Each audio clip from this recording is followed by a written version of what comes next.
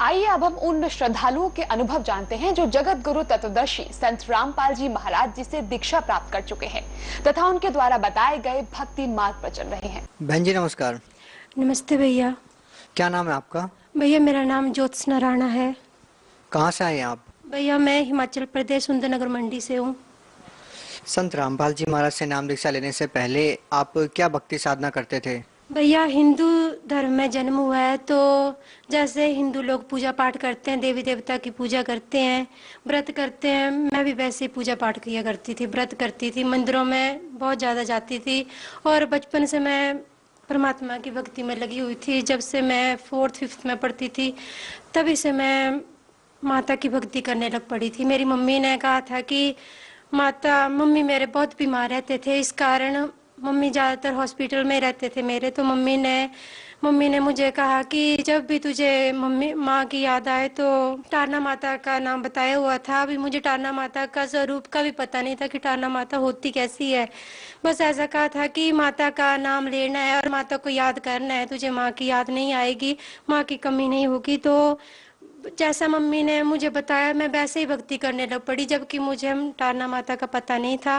तो जब भी मैं अकेली होती थी तो मैं माता का नाम सिमरन करती थी 4th-5th से, तो माता की बहुत ज़्यादा भक्ति करने लग पड़ी। कहाँ से हैं आप? भैया मैं हिमाचल प्रदेश से हूँ।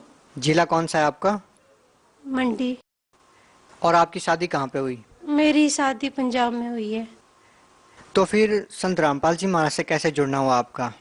भैया संत रामपाल जी महाराज से जुड़ने का मेन कारण ये है कि जैसे मैंने आपको बता दिया, मैं बचपन से ही पूजा पाठ करने वाली हूँ। तो परमात्मा की कृपा से मेरी शादी जिस व्यक्ति के साथ हुई वो मंदिर के गुरु पुजारी थे, साधु, 9 साल वो साधु भी रहे हैं। तो हमारे घर में बहुत बड़ा मंदिर है और जो हमारा कुल देवता है वो है बाबा द्योट सिद्ध। तो बाबा द्योट सिद्ध की मेरे भक्त जी ने स्थापना भी घर में की हुई थी। तो आपकी जब शादी हुई तो आपके पति उसी टाइम से साधु थे या बाद में बने या पहले से साधु थे? भैया वो पहले से ही साधु थे। तो एक साधु के साथ आपकी शादी कैसे? भैया जी मेरी मम्मी खत्म हो गए थे और जिनसे इन्होंने गुरु शिक्षा ली है वो मेरे मामा थे।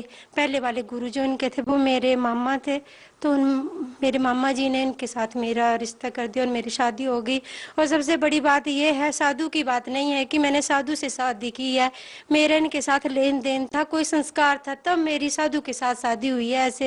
ऐसे कोई किसी के साथ किसी का रिश्ता नहीं होता है। ये जोड़ियां जो होती हैं वो पहले से परमात्मा बना के भेजता है। एक साधु के साथ आपकी शादी हुई और आप खुद भी पहले से भक्ति भाव में थे, भक्ति करते थे, देवी देवताओं की आप पूजा करते थे और आपके पति भी साधु हैं तो निश्चित ही वो भी देवी देवताओं की पूजा करते होंगे। तो फिर आपको संत रामपाल जी महाराज की शरण में आने की क्या जरूरत आन पड़ी? भैया संत रामपाल जी महाराज की शरण में आने का हमारा मेन कारण ये है कि मेरे पति जी गुरु पुजारी का काम करते थे। घर में हमारे मंदिर है, बाबा द्योट सिद्ध की स्थापना की हुई है।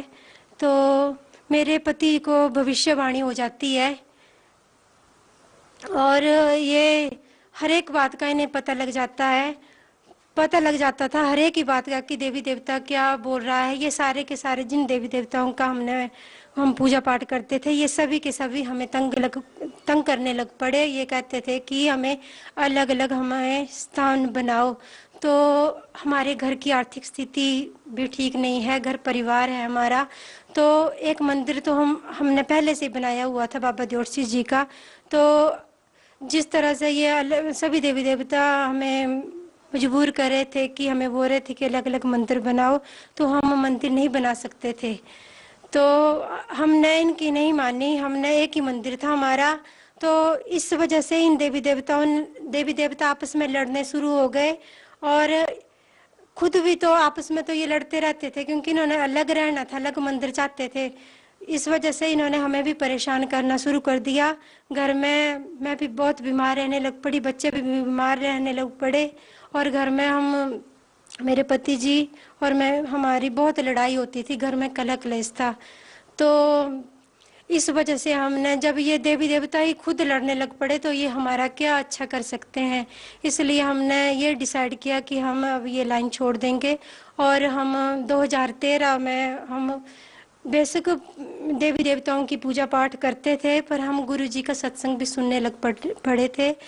तो कौन से गुरु जी? संत रामपाल जी का सत्संग हम सुनने लग पड़े थे, तो हमने डिसाइड कर लिया कि अब हम नामदान लेंगे और देवी देवताओं को छोड़ देंगे। बहन जी, जैसा कि आपने बताया कि आपके पति भविष्यवाणी करते थे, लोगों के दुख दर्द ठीक कर देते थे, वो पहले ही बता देते थे कि किसके साथ क्या होना है। क्या आपको अपने जीवन में आपके पति द्वारा की गई कुछ भविष्यवाणियां याद हैं जो आप हमारे दर्शकों को बता सकते हैं? भैया, सबसे बड़ी भविष्यवाणी ये है कि मेरे भक्त जी बोलते थे नामदान लेने से पहले, ये बोलते थे कि मेरे जीवन में एक ऐसा आदमी आएगा जो जो मेरा कल्याण कर देगा, मुझे परमात्मा से मिला देगा, पूर्ण परमात्मा से मिला देगा।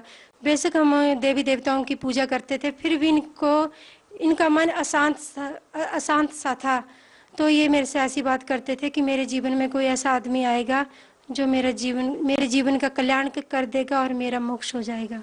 दूसरी भविष्यवाणी ये है कि जिस वक्त सर मेरी इनसे शादी हुई थी, तो इन्होंने पटड़े पर बैठकर एक बार कहा था कि मेरी 32-33 साल की उम्र है और 32-33 साल में मैं खत्म हो जाऊंगी। पर मैंने इस बात पर... आपकी कितनी उम्र हो गई है? इस वक्त भैया मेरी 34 साल है। लेकिन 32 साल की उम्र में तो आपकी मृत्यु हो जानी थी, आपके पति ने भविष्यवाणी की थी। लेकिन अब आप 34 साल के हो चुके हैं, तो इसका मतलब तो ये हुआ कि जो आपके पति भविष्यवाणी करते थे वो झूठी साबित होती थी। नहीं भैया, इनकी भविष्यवाणी झूठी नहीं थी। मेरी मृत्यु हो गई थी, पर मैंने संत रामपाल जी महाराज से नामदान ले लिया था, प्रथम उपदेश में थी। आपकी मृत्यु हो चुकी थी, तो आज आप जीवित कैसे हैं? भैया, ये परमात्मा की कृपा है, मैंने नाम दीक्षा ले ली थी। परमात्मा संत रामपाल जी महाराज ने मुझे बचा लिया। कैसे, कब की बात है ये? कब आपके साथ क्या इंसिडेंट हुआ? कब आपकी मृत्यु हुई? कब आप दोबारा पृथ्वी पर आए? कब आपने जन्म लिया? क्या कहानी है? भैया, मैंने नामदान 7 जून 2015 को लिया है। उस टाइम पे आपकी उम्र कितनी थी? उस वक्त मेरी उम्र 33 साल थी। 33 साल की उम्र आपकी हो चुकी थी। आपके पति की भविष्यवाणी के अनुसार आपकी 32 या 33 साल की उम्र में मृत्यु हो जानी थी, तो फिर उसके बाद क्या हुआ? भैया, 7 जून 2005 को मैंने नामदान ले लिया था। मैं 1 महीने के बाद, जुलाई महीना था, मैं खेतों में काम करने जा रही थी। खाना खाया मैंने, 9:30 बजे की बात है। घर से बिल्कुल ठीक ठाक थी मैं, मुझे ना कोई बुखार था, ना मेरी सेहत भी ढीली नहीं थी। खाना खाकर मैं खेतों में गई काम करने के लिए। टमाटर लगाए हुए थे, टमाटरों को धागा लगा रही थी मैं। तो भैया, अचानक मुझे उल्टी आई, मेरी आंखें बाहर को हो गई। मेरे भक्त जी ने मुझे देखा, एकदम से गुस्से हो गए कि क्या कर रही है, तू घर चली जा, अगर तेरी तबीयत ठीक नहीं है तो काम छोड़ दे। मैं एकदम से घबरा गई। मेरे दिमाग में ये ख्याल आया कि अभी तो मैंने 1 महीना भी नहीं हुआ मुझे नामदान लिए हुए, तो ये मुझे क्या हो रहा है। मुझे अपने पति की भविष्यवाणी याद आई कि मेरी उम्र 32-33 साल बताई और यही मेरी उम्र है और मैं खत्म हो जाऊंगी। क्योंकि उस वक्त मुझे महसूस भी कुछ ऐसा ही हो रहा था, एकदम से घुटन सी हो रही थी, ऐसा लग रहा था कि जैसे कोई मेरा गला दबा रहा है और एकदम से मेरा शरीर ठंडा पड़ रहा था। मैंने भगत जी को कहा कि मैं घर चली जाऊंगी, मेरी तबीयत ठीक नहीं है। इन्होंने कहा चली जा।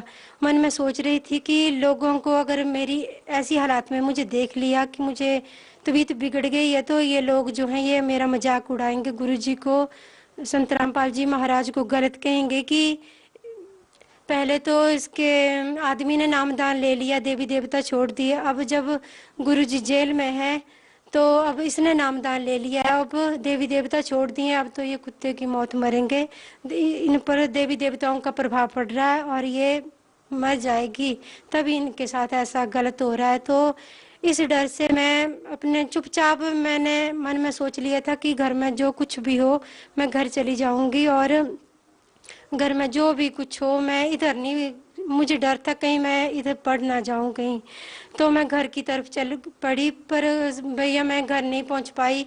बीच में ही एकदम से मेरी जुबान बंद हो गई।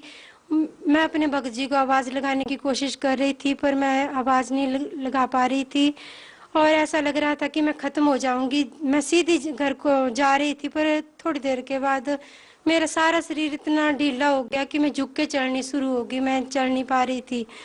तो उस वक्त मुझे अचानक गुरुजी का सत्संग याद आया। मुझे गुरुजी की याद आई कि गुरुजी कहते हैं कि जिसने नामदान लिया हो, जो मेरा शिष्य हो, उसे मौत नहीं आ सकती। मैं परमात्मा के संत रामपाल जी महाराज की और जो हमारा पूर्ण परमात्मा है उसकी इच्छा से हमें मौत आएगी, ऐसे हमें मौत नहीं आ सकती। और मैंने उपदेश लिया हुआ है, मुझे मेरी मौत नहीं हो सकती। मुझे अपना परिवार याद आने लगा, बच्चे याद आने लगे। फिर मैंने जो मुझे प्रथम जाप मिला था उसका जाप करने की मैं कोशिश करने लगी, पर मैं कोशिश नहीं कर पाई क्योंकि मेरा ऐसा लग रहा था जैसे मेरी जुबान बंद हो रही है। उस वक्त मुझे सिर्फ संत रामपाल जी महाराज की छवि नजर आई थी और उसके बाद मुझे भैया कुछ पता नहीं मेरे साथ क्या हुआ। मुझे पता नहीं मेरे भगत जी कैसे घर ले गए। 11 बजे की बात है जब मेरे साथ इस तरीके की तबीयत मेरी खराब हुई थी, और जब मैं उठी थी तो 4-5 बज रहे थे। तो इसके बीच में क्या हुआ मेरे भगत जी जानते हैं। संत रामपाल जी महाराज से नाम दीक्षा लेने के बाद आपको क्या लाभ हुए हैं, क्या आपको अनुभव हुए हैं? भैया मैं आपको बता दिया कि मुझे जीवन दान मिला, सबसे बड़ा लाभ तो ये है। बाकी आध्यात्मिक ज्ञान हो गया। पहले हम पूजा पाठ जैसे मर्जी हमें बताते थे, हम वैसे ही भक्ति करने लग पड़ते थे। अब हमें भक्ति का पता लग गया है कि हमने भक्ति कैसे करनी है और हमें लाभ कैसे होंगे, और भक्ति का तरीका समझ आ गया है, कैसे हमें भक्ति करनी चाहिए, हम कहाँ से आए हैं और हमने कहाँ को जाना है। संत रामपाल जी महाराज के बारे में आप और क्या कहना चाहेंगे? संत रामपाल जी महाराज के बारे में यही कहना चाहूंगी कि ये पूर्ण परमात्मा है और इनकी शरण में आओ और अपना जीवन कल्याण कराओ। जैसा कि हम देखते हैं अमूमन साधु संतों की जो वेशभूषा होती है, भगवा कपड़े पहनते हैं, जटाएं रखते हैं, मालाएं पहनते हैं, लेकिन संत रामपाल जी महाराज की जो वेशभूषा है वो बिल्कुल साधारण है। क्या आपने जब संत रामपाल जी महाराज को पहली बार देखा तो क्या आपको लगा कि ये संत है और इनसे नाम दीक्षा लेनी चाहिए? भैया मुझे ऐसा कुछ नहीं लगा। मुझे ये जो भग में चोले डालते हैं ये क्या सही भक्ति करते हैं? ऐसी बात नहीं होती। आदमी जो सही भक्ति करता है, सही भक्ति बताता है, वो ही संत है। ये चोले डाल के, ये बाल बढ़ा के कोई संत नहीं बनता है। देखिए, कुछ लोग मानते हैं कि जो आशीर्वाद देते हैं और उनके आशीर्वाद से जो ठीक हो जाता है तो वो उन्हीं को भगवान मानने लग जाते हैं। यदि इस तरह से भगवान को डिफाइन करे, संतों को डिफाइन करे, तो आपके खुद के घर में आपके पति खुद ही ऐसे संत थे, लोगों को आशीर्वाद देते थे और वो ठीक हो जाते थे, वो भविष्यवाणी भी करते थे। उसके बावजूद आप संत रामपाल जी महाराज की शरण में गए, तो वो लोग आपकी ये बात सुनकर बहुत ही आश्चर्यचकित होंगे कि आप लोगों को भी संत रामपाल जी महाराज की शरण में जाना पड़ा, जबकि आपके खुद के घर में आपके पति जब दूसरों को सुख दे सकते हैं तो आपको भी सुख दे सकते थे। आप संत रामपाल जी महाराज की शरण में क्यों गए? भैया जो हम पहले भक्ति करते थे वो शास्त्रानुसार नहीं, बिल्कुल भी शास्त्रानुसार नहीं थी। हम हिंदू हैं तो जो हमारे पवित्र ग्रंथ हैं, पवित्र हमारी बुक्स हैं, हमें उसी के हिसाब से भक्ति करनी होती है, जबकि हम उसके आधार पर बिल्कुल भी भक्ति नहीं करते। भागवत गीता में कहीं भी नहीं लिखा है कि श्राद्ध करो, जबकि हम श्राद्ध करते हैं। व्रतों को भी मना किया, तब भी हम व्रत करते हैं। तो फिर उसके लिए संत रामपाल जी महाराज की शरण में जाने की क्या जरूरत थी? आप व्रत नहीं करते, शास्त्रों के अनुसार भक्ति करने लग जाते, संत रामपाल जी महाराज से नाम दीक्षा लेने की क्या जरूरत थी? भैया जी, बिना गुरु के तो गति भी नहीं होती है। तो फिर गुरु तो हिमाचल में भी बहुत होंगे, पंजाब में भी बहुत होंगे, आपने हरियाणा में संत रामपाल जी महाराज से ही नाम दीक्षा क्यों ली? संत रामपाल जी महाराज से हमने नामदान इसलिए लिया क्योंकि ये शास्त्रानुसार भक्ति बताते हैं। जो हमारे धार्मिक ग्रंथ हैं, वेद हैं, उनके आधार पर हमसे भक्ति कराते हैं। बाकी धर्मगुरु जो भी हैं वो इस आधार से भक्ति नहीं करवाते, मनमाना आचरण करवाते हैं। जी बहुत बहुत धन्यवाद। सत साई भैया।